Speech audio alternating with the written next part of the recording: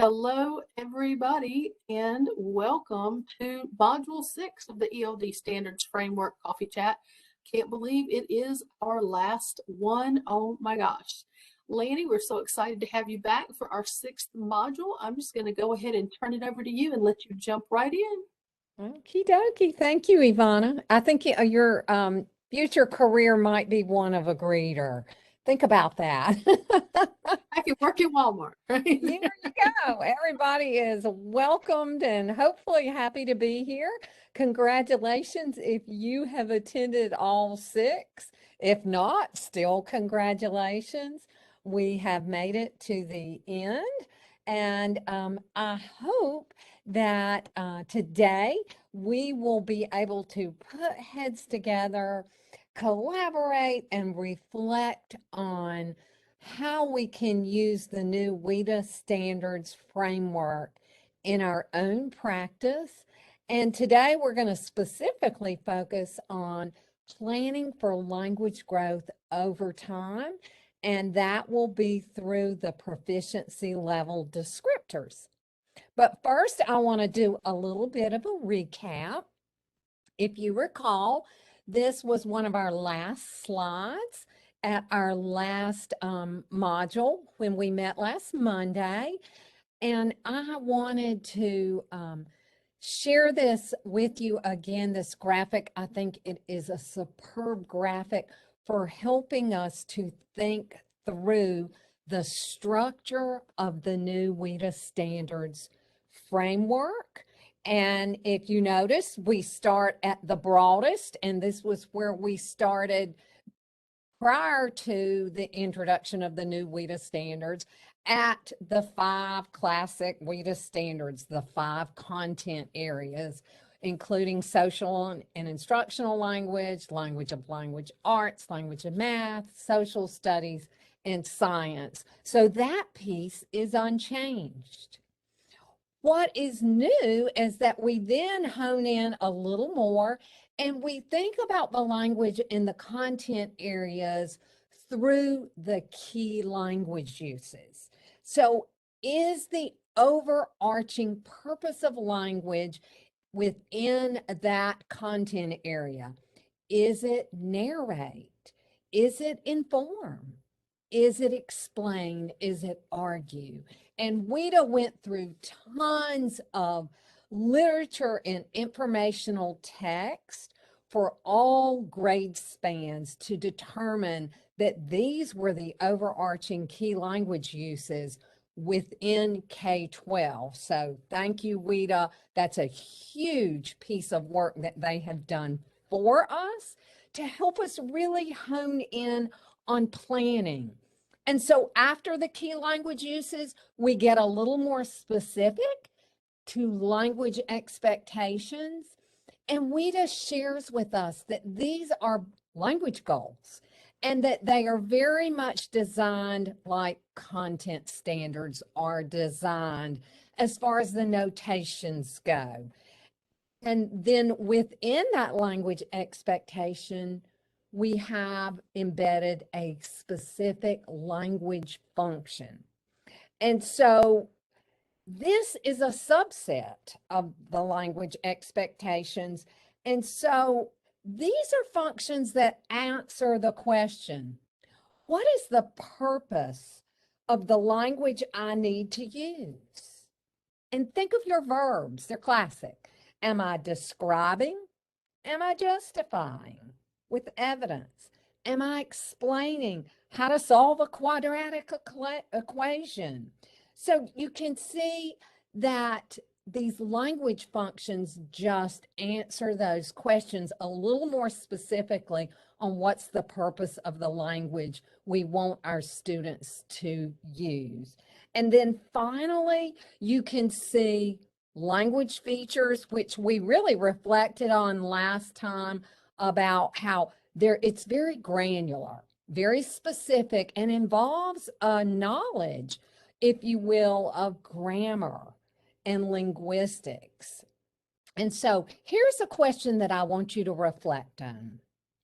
WIDA tells us that the usefulness of language expectations, these are our language goals, focuses on the purpose of language, not the structure. So, how do you reconcile that statement with language features, which obviously have to do very specifically with the structure of language? Think about that. So, how do we reconcile language expectations, which are language goals written with the purpose of language in mind, with language features, which are obviously about the structure of language? How do you reconcile that in your head? And you may type in the chat box or unmute. And I realize that's a pretty heavy duty question.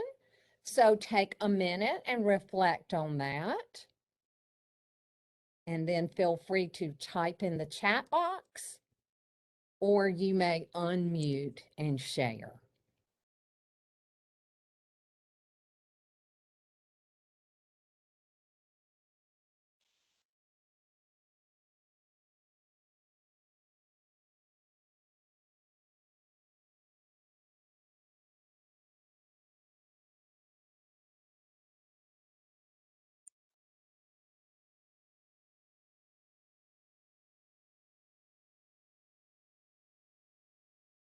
So language features serves as a support.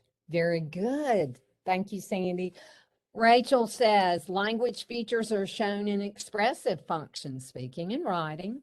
Teresa, it's kind of like learning language naturally. We learn it as a body of knowledge, not as pieces. Very good. Exactly. So truly, we are manipulating the structure of language to convey a communicative purpose. And so while we need to have knowledge of those language features, it's not the main focus. It is a serves as a support for using language to convey a purpose. Learning language through content, text. Absolutely. Very nice. Okay. Focus on the purpose will lend itself to developing structure organically. Nice, Deidre. Absolutely. Absolutely. Right. So our main focus needs to be on the purpose of language and those language expectations, but then we use those features as support. And as we've shared about previously, this could be a little, language features could be a little off-putting to content teachers. And really those language features are more for EL specialists. And so our point of entry for content teachers would be up at the language expectation level. Okay, all right. Great thoughts, everyone. So let's think for a minute about good old Mr. Romero, our fourth grade language arts teacher that we have seen in our modules. And I want to talk with you about his summative assessment in his unit. And he was having his students write an essay on the same theme that is shown in two different stories that they've read. And so let's review regarding the language features.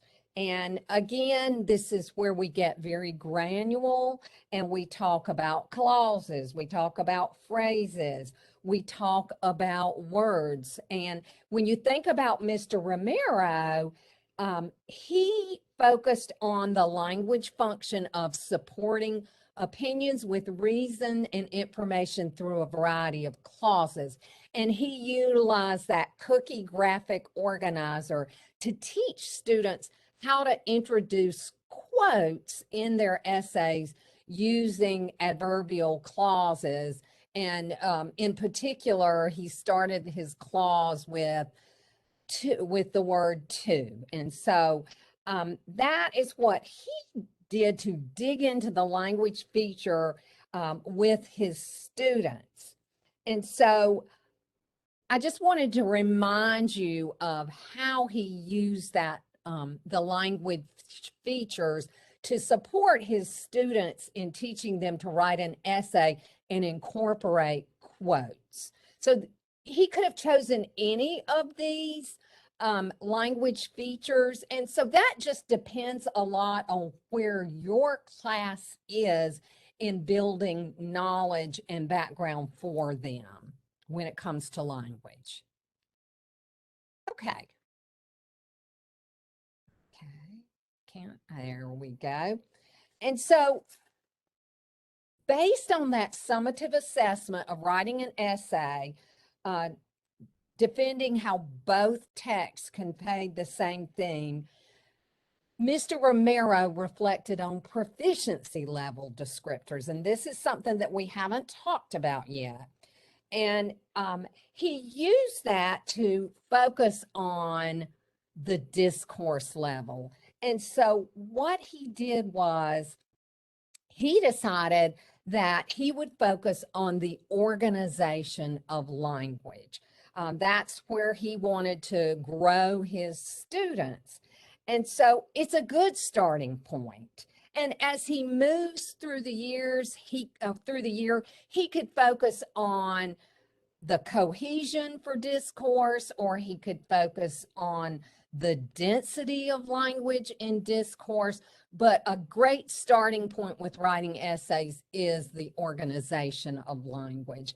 And so I want you to take a moment and read across the proficiency levels, starting with level 1, what a level 1 student's discourse as far as organization goes would look like, and then a level 2, 3, 4, 5, and up to 6. So take a minute and read those, if you will, and keeping in mind what are the hallmarks of those levels.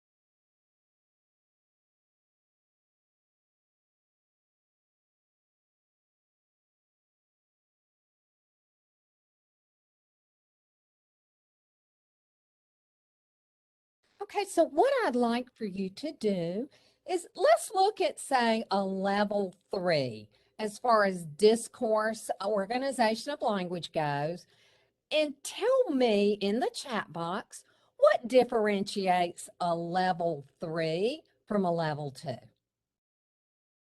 What do the proficiency level descriptors tell you?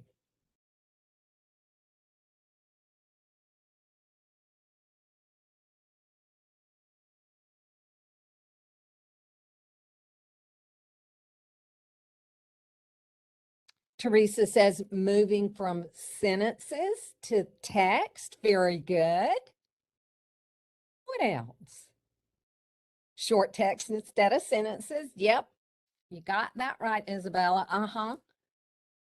Ooh, Sue, use of transitional words. Yep. At level 3, there are some use of transitional words. Predictable organizational patterns. Exactly. Yep. Short text, not just sentences. Emerging organization to predictable. Exactly. So these descriptors give us a really good idea of what a student's discourse, as far as organization goes, would look like at the end of level 3 and at the end of level 2, or whatever level you are examining. Absolutely, William. simple to demonstrating predictable organizational patterns. Yep. Okay. So excellent. So here's another question I have for you. I want you to think about some ideas for extending or stretching students' organization of written text. So if I want to move my students from a level 2 to a level 3, what supports might I use?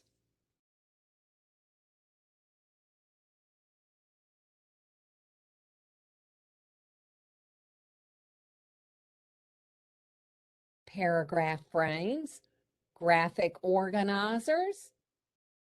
Very nice. And you could start with graphic organizers and then move to a paragraph frame.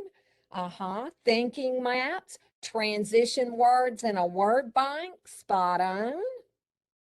Sentence frames that include the paragraph organizers, cut and grow strategy. I love that. Sandy, would you like to share with us what the cut and grow strategy is? It's where students look at their own piece of writing and decide where they want to cut, where they want to grow in their sentence, and so they would actually cut their writing and add another piece of different color piece of paper and add to their writing so that they can visually see the growth in their writing as well. Perfect. Thank you. And that is a Margarita Calderon writing strategy. Love that. Close activities. Very nice. Absolutely. Okay. Transition words. Yep. Ooh, I like this. Use mentor writing to provide expectation and model the expectations.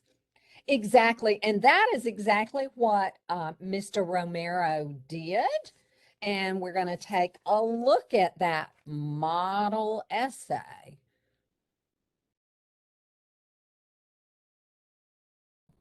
I'm having so much trouble. There we go. Okay. So if you look at the left-hand side, Mr. Romero took a sample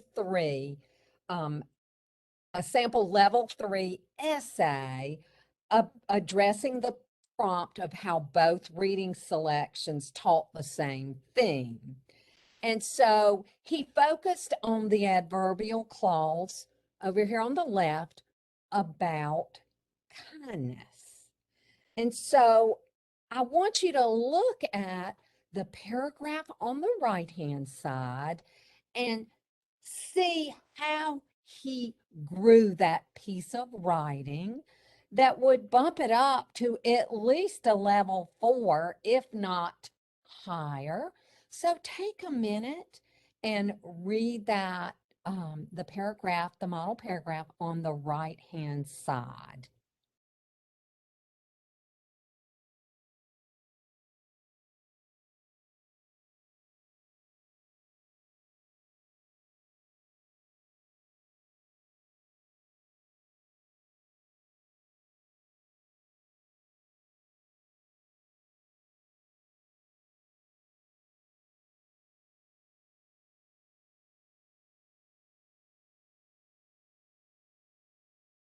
And so you'll notice the yellow highlights are what was added. And so here's what I'd like for you to type in the chat box. What type of questions or what questions would Mr. Romero ask in a think aloud when he's scribing on chart paper or on the whiteboard or under a document camera? What questions would he ask his students in order to grow this particular piece of writing that you see on the left? How could he have guided that the expansion or the growing of the writing? What kind of questions would he have asked in a think aloud? What, why, when type of questions? Absolutely. Absolutely. opinion.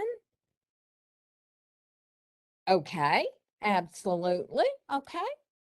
And so, how about how did he teach about kindness?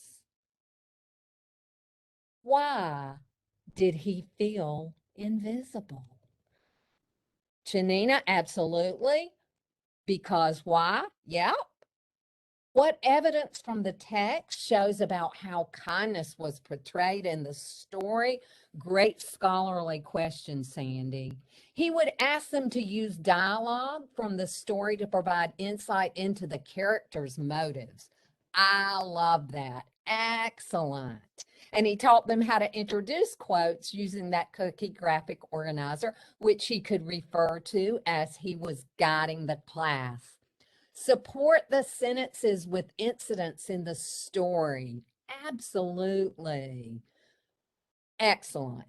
Excellent. So you all understand extremely well as veteran teachers how a teacher is going to use a think aloud to grow their students' writing. And you notice how he really honed in on the adverbial clauses and added those. And it really helps direct Mr. Romero in his planning to be able to do that. And so as a class, they co-constructed this expanded essay. And this is all about what we do as language specialists. So great responses.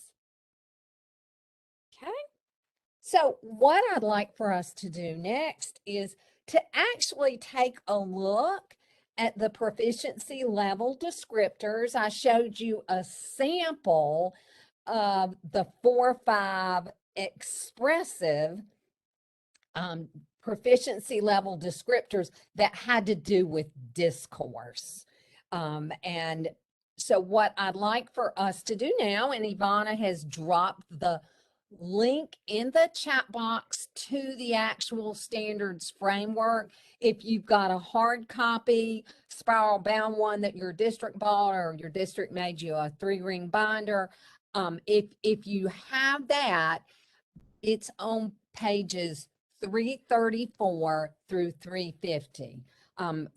I'll tell you, we'd have really believed in giving us a document that covered everything from A to Z, because our framework is quite large, but it is a wonderful reference. So pages 334 to 350. What I'd like for you to do is choose a grade band of proficiency level descriptors to skim through.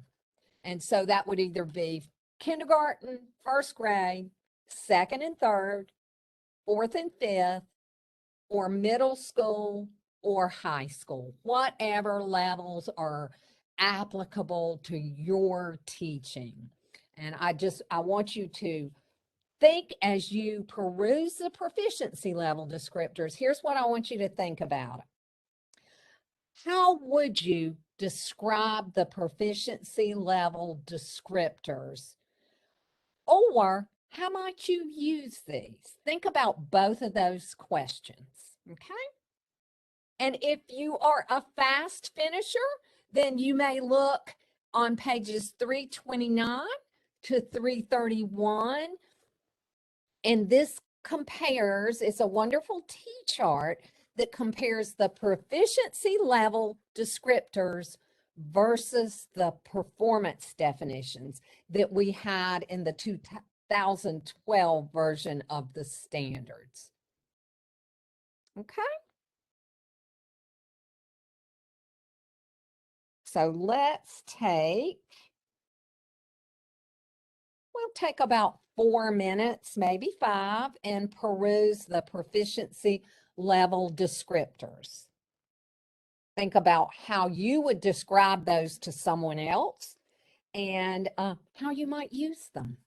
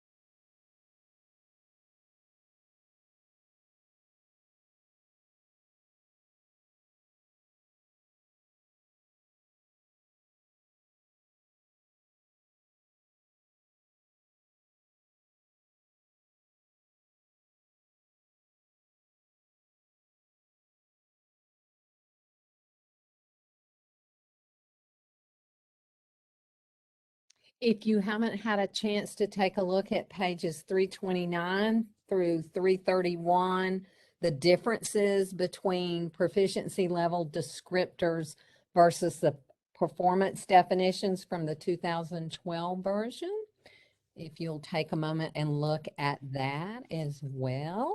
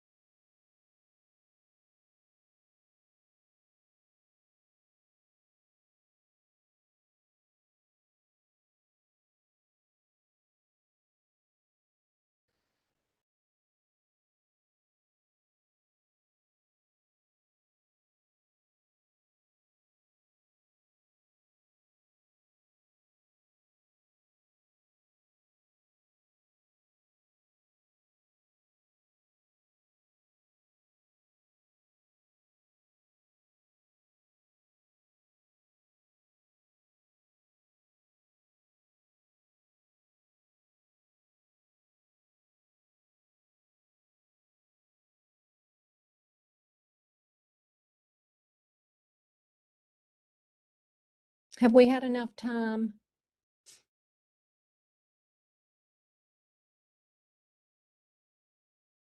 Type in the chat box, if you will, and let me know yes or no. Okay. I see a yes and okay, good. Okay, great. So here's what I want us to talk about. What did you notice about the proficiency level descriptors? We're going to do an answer garden. And Ivana, if you will drop that link into the chat box. Good deal.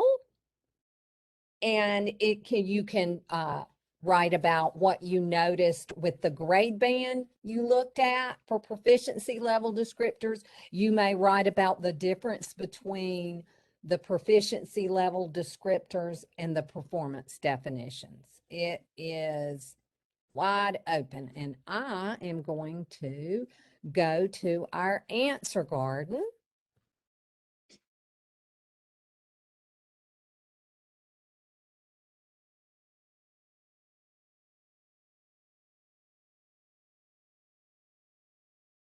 Okay. And you simply type your answer in the box. There's a limit of 40 characters. And then hit submit. So what did you notice about the proficiency level descriptors you perused? How are they organized? What do you learn from the proficiency level descriptors? How would you use these?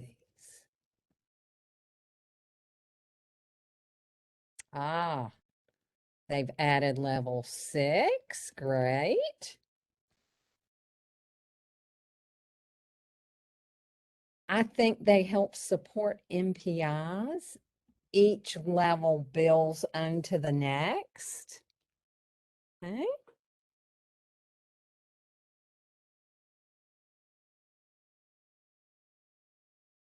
What else?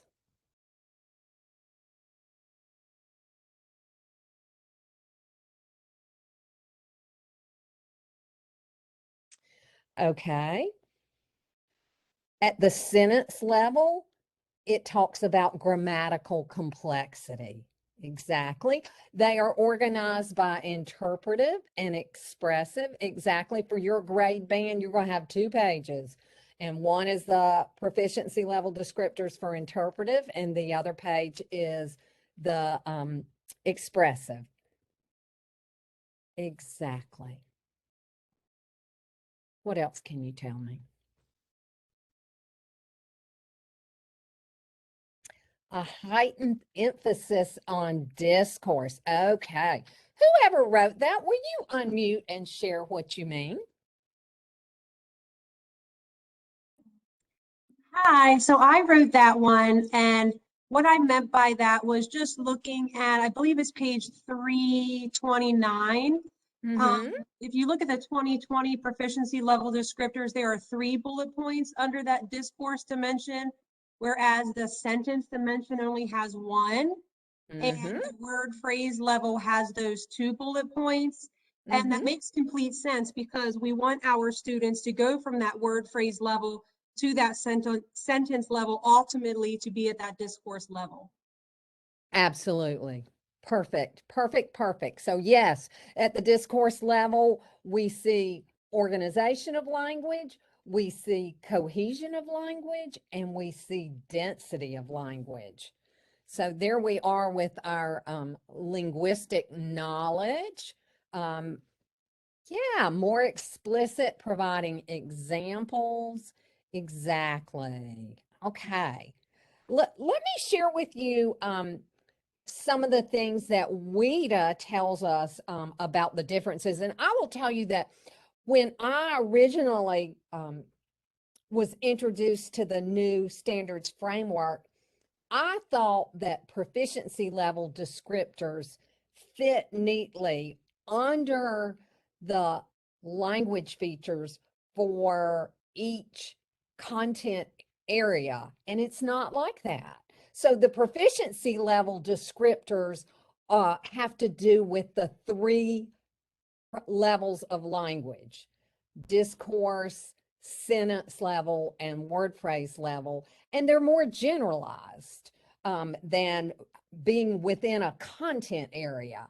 And so they would apply to any content area, but it gives us a progression, if you will, of what language would look like at the end of each of the proficiency levels.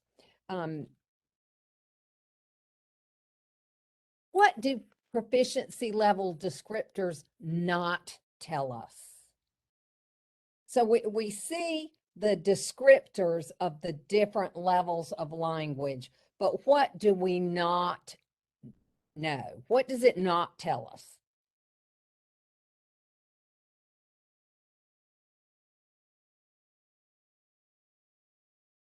Yeah, it doesn't tell us about content. It doesn't. It is more generalized on the levels, 3 levels of language. Exactly.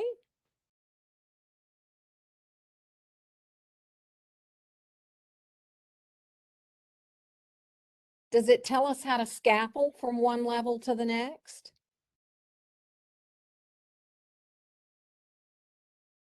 The proficiency level descriptors? I think Do you want to share out, Sandy? well, I was just thinking about how I would um, modify or provide supports for students in the classroom. If I'm looking at a level 1 student, and so I would be highlighting the nouns or single words for my students, whereas a level 3 would need short connected text. So I would provide something to support that level 3 students. So this kind of serve as a guide for me in providing those supports for students. Okay. All right. Absolutely. So it does serve as a guide. It doesn't tell you what supports to provide, but it does. It helps guide your thinking. Anybody else like to add to that? Hi, Lainey. This is Sue. Hi. Sue. When you mentioned that, I was thinking the same because on the top of both of those sheets, descriptors, it says toward the end of each proficiency level, when scaffolded appropriately, multilingual learners will. And then I was thinking, gosh, what about all the scaffolding? It would be very helpful if it was all in there. But yes, yes, that's one part. I wish it was there too. Yeah. It Yeah. does serve as a guide, like Sandy said, though. Like I have to visualize and figure out how do I get from this point to the next then. make Absolutely. push happen. Mhm. Great. Thank you, Sue. Absolutely. And Courtney adds in our chat box, it's not paced out or formulaic. Very nice, Courtney. Would you like to elaborate on that for us? Yeah, just thinking, I think a lot of times, as a former content teacher, I can speak from my own personal experience. It's really nice. Sometimes we're so accustomed to having pacing guides and kind of living by our plans. And this isn't formally structured in a predictable way. So I think it leaves things kind of open, and it's more of, as we said, a resource that we kind of need to examine a bit and decide what needs to be focused on in a given lesson. Very nice. Thank you. Would it be appropriate to share with content teachers a list of supports? That is one of the questions I get from teachers often. Well, it's certainly our role to assist content teachers with supports. And if you have a bank of supports, in the form, say, even of a live binder, for example, that content teachers can access. That's an excellent resource. And it also makes me think of the go-to strategies inventory and matrix, which has all kinds of strategies designed to target students at that particular proficiency level for the 4 domains of language, which is a really great tool. If you're unfamiliar with the go-to strategies inventory and matrix, I would highly recommend that. You can Google it and find it. Okay, let's get back to our PowerPoint. Okay, I wanted to focus in on Jack's reflection in Module 6 about the proficiency level descriptors. And he wonders how the proficiency level descriptors might be used to inform scaffolding students to expand their language use. So, for example, a student's current proficiency level coupled with the next level up allows us to consider point A, where the student is, and point B, where we want the student to grow. And so we as teachers have to consider how to scaffold. So if you will type in the chat box for me, how would you use these proficiency level descriptors to inform scaffolding of your students?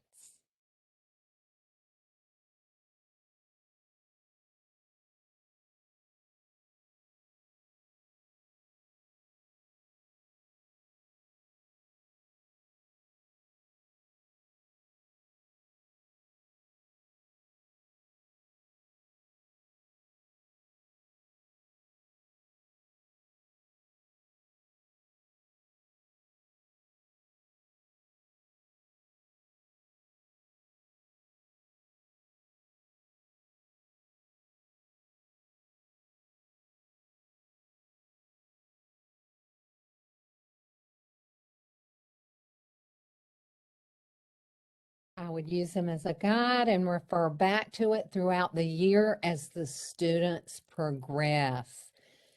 Exactly, Sandy. And the proficiency level descriptors, WIDA cautions us that it is not a formative assessment tool, but it is more summative across time. As you know, it takes time to progress from one language level to the next. The students' levels would determine what supports they need. Okay, exactly. For assessments, we can tailor expected outcomes accordingly. Yep. Okay. PLDs provide an insight of what ELs can do at a certain level. Teachers can use it to plan and determine the appropriate supports and modifications. Absolutely, that's where your expertise comes in as the English language development specialist. They seem like they're targets, and we would provide supports appropriate for getting the students to hit those targets. Absolutely, Phil. I'm thinking because we set language goals in Burke for our older students, and we conference with them, and I had the same thought, Phil. Well, these are also great for our language goal bank. So, yep, wholeheartedly agree. Okay.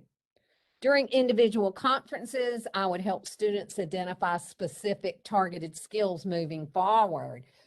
Use a student-friendly rubric to set specific language goals. We do have student-friendly language rubrics in Burke that we use. Also, to help with goal setting, Deidre, I would use PLDs to inform scaffolding by showing the students models of various hallmarks of expected outcomes. Nice. It would help students to set goals. Very nice. Great. And that never changes. We're all language learners. When you read a really great research-based journal article, and I was doing that this weekend, and I thought, oh my gosh, I want my writing to look like this person's. So absolutely. Sandy is included. Thank you, Sandy. The go-to matrix link, which we have in Burke's live binder, which is filled with resources for ELs. Thank you, Sandy. Okay, so let's move from thinking about how Jack would use the proficiency language descriptors to how Amy, if you remember Amy in our modules, she is our parent educator. And so I want you to put yourself in the shoes of a parent educator. And so the proficiency level descriptors will be helpful for teachers, okay, that should be shared. Whoops, sorry. Hang on. Let me go back. Okay. I'm skipping a slide here. What are key ideas about the proficiency level descriptors that should be shared with the families? How would you make those ideas family friendly? Because when you look at those proficiency level descriptors, they're written in teacher speak. And so how would you use those to inform families of language that is expected of students? How would you make that family friendly? What would you do with those proficiency level descriptors? Think about that for a minute and enter your response into the chat box.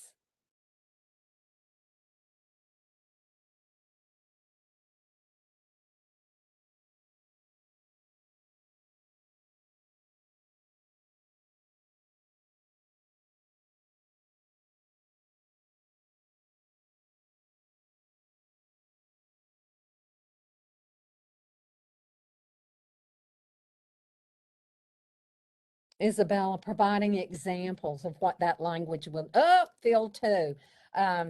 Great. Before and after examples. I love that.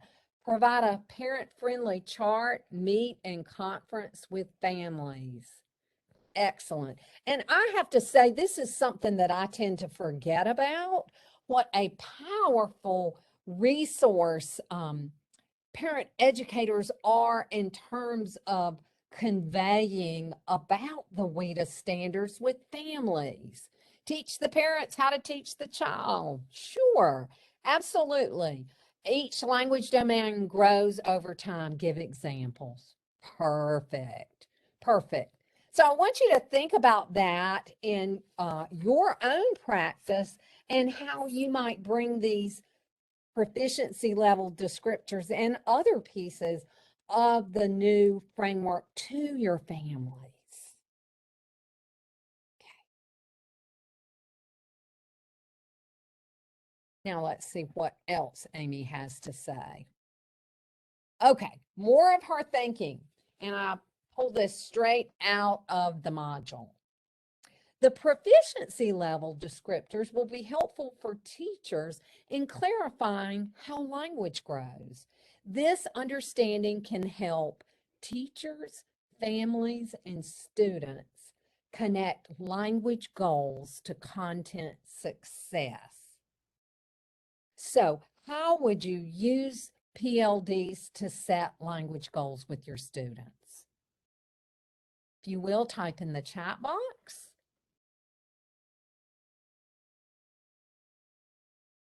And I know some of us have already spoken about setting language goals, doing the before and after, targeted skills, perfect for conferencing.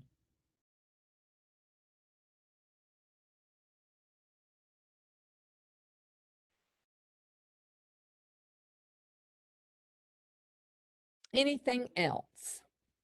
If you'd like to unmute and share.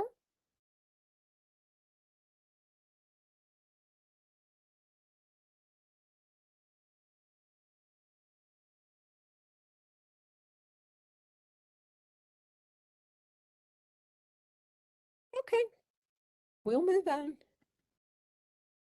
There we go. Oh, have we got something? Encourage students to take ownership of their language growth. Discuss during writing conferences. That's a great point, Sue. Absolutely. So not just during the setting of language goals, but during writing conferences, using them for feedback and providing the opportunity to grow and improve their language. Absolutely. And this would be a great thing to share with students at the beginning of school and then close to the end of school, using them as feedback. Absolutely. Okay. Annie, Yes, Deidre. that slide reminds me of the steps up to language proficiency that we did when we went to the workshop a couple of summers ago, and I've suddenly lost the name of it. Are you talking about GLAD? Yes. But it reminds me of the steps up that we did where you actually show the students what a level 1 proficiency student may write, what their writing may look like, and then how that grows and stretches to level 2 and how it grows and stretches to level 3. And the kids can start to see those examples of those things. I even thought that would be good for teachers and parents to see because it's such a concrete example. Mm-hmm. And that's and that is not just specific to GLAD, but they may have used that in the GLAD workshop.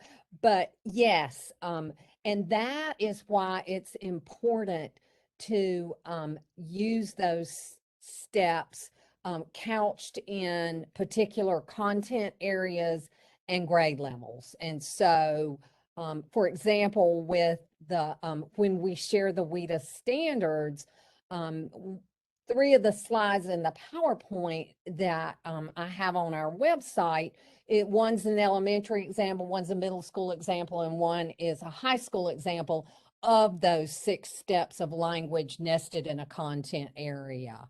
So absolutely. Okay. All right. Thank you very much. And I want to leave you with this thought. The proficiency level descriptors describe some ways that multilingual learners will use language over time when scaffolded appropriately. So again, remember these are for the long term, for summative assessing, and language goal setting, absolutely. So last step here.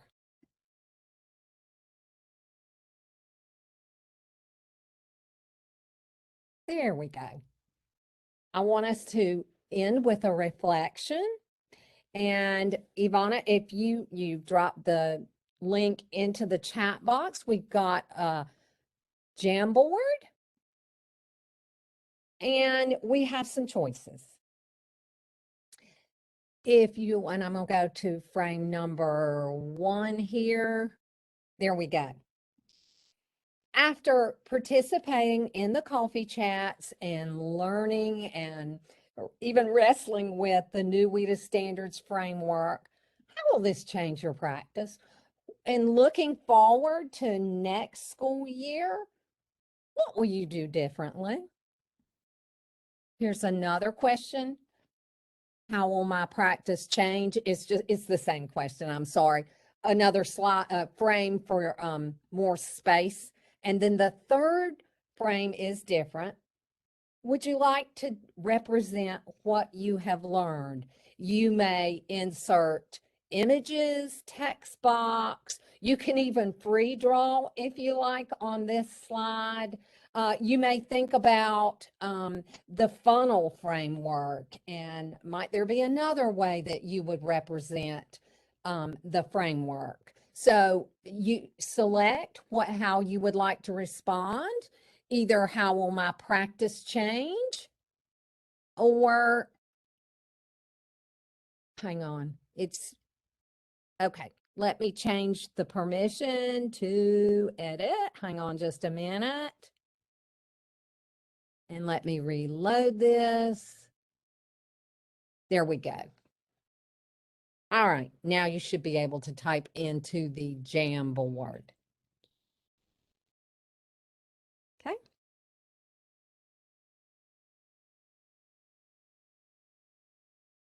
Your reflections. How will your practice change? Or on the third frame, give me a representation of what you've learned.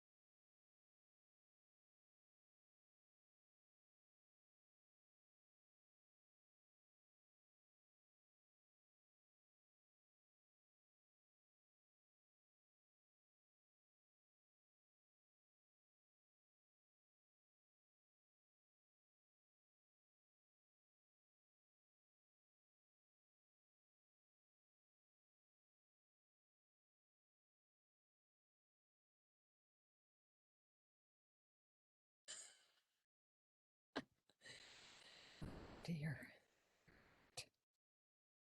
See if we can get to the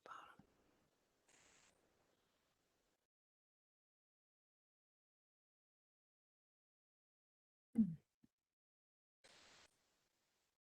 There we go. We're getting there. You go.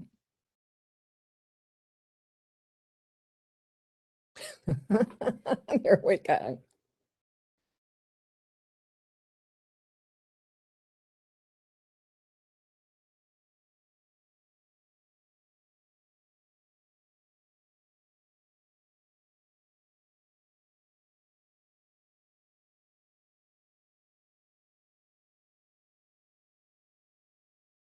I love this. I can use the information described during the coffee chats to better understand the 2020 WIDA standards framework to help my district in its implementation. think, plan more around language functions, start using the proficiency level descriptors to set goals for students next year. Love that. Use the funnel shape representation to provide a visual for educators. Exactly.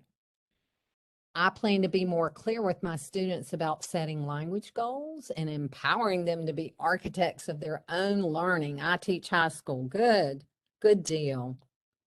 I will incorporate key language use, expectations, and function when planning a new unit. I will dive deeper into language features when planning lessons.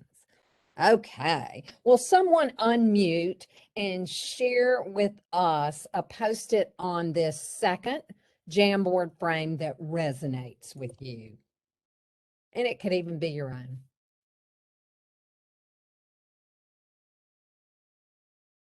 Lanny, I can't I am on a device that can't access the chat. So I wanted to speak over the microphone. This is Tracy Waters, Caldwell Sure, County. Tracy. And I really appreciate all the information that you've shared. We're definitely going to use that in PLCs throughout the spring in our department. And we purchased the standards framework for our teachers. And we've been going through those a little at a time. And we're actually going to review the recordings that you've done this time in our department in PLCs. So we're really appreciative of all the training and the planning and everything that you've done. Thank you, Tracy. That is so kind of you. And honestly, I knew that this would force me to learn it. And I felt like, oh my goodness, it seems so big. And I am just really humbled for your kind comments, Tracy, and I really appreciate that. I'm gonna flip us to the third frame. I love it. Excellent. Oh, look. This is fabulous. And in whoever did a representation, if you would like to unmute and share a little something before we go, I would love that.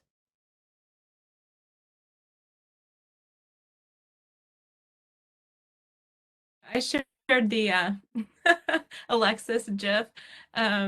Just it's good to kind of zoom out and keep the big picture vision of where our students are headed, and also just to be intentional in sharing that with them, that we believe in the growth that that they will have in the future, and we can give them a clear picture of where they're headed as well. Thank you. I love it. And look at this, growing our English. How lovely is that? Would the I did that, Lanny. Every year, school year, at the beginning of school year, we always create an anchor chart where we talk about the importance of growing our English, modeling those different levels for the students to create this understanding of, this is where you are, this is where we're going to go, and we're all learners together. And really just modeling and giving them the empowerment that they can grow their English, and always coming back to the anchor chart, growing our English together when using it for feedback, for their writing, their speaking, and just making sure that that is the center point through every lesson. Wonderful. Thank you, Isabella. Lovely reflections. I have so enjoyed our time together, and I realize I'm over by 3 minutes, and I want to be as respectful as I can of your time. I know that it was quite an investment to attend all 6 or some subset thereof, on top of doing the e-learning modules. And I just am constantly blown away by your expertise, your dedication to growing your English learners. And I go away inspired by all that I see that you think and do for your English learners.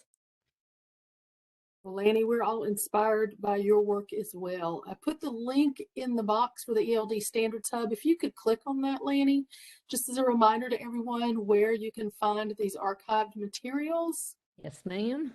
Thank you. So if you haven't been to the Hub yet, please check it out. You go to that page and you scroll down. You can see up through Module 5, we have added not only the PowerPoint, but the presentation slides and the link to the handouts. If there are handouts for that particular module, within the next few days, Module 6 will be loaded. And so you have access to that to go back to. I heard some of you talking about ways you're going to use it. We're excited to hear that you want to use it.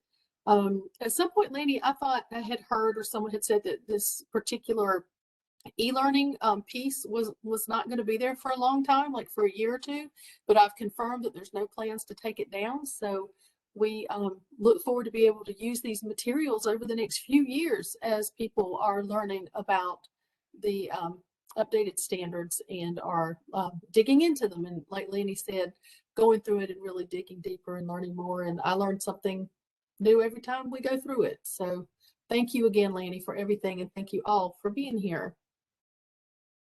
Stacy, if you're still on, did you want to say anything? Stacy is our section chief, and we really appreciate her taking the time to at least pop in on all 6 of these modules. She did send me a message that she had to scoot, but she was here for most of it. Yes. All right. Well, any final words, Lanny, before I turn off the recorder? I just again want to thank you for persevering through WebExing together and contributing to chats and unmuting and working on your sample unit and making it align to the new standards. So I'm really grateful, and I learn something every time we get together from you. So thank you so much. And lots of thank yous going in through the chat box. I'm going to stop the recording. Okay.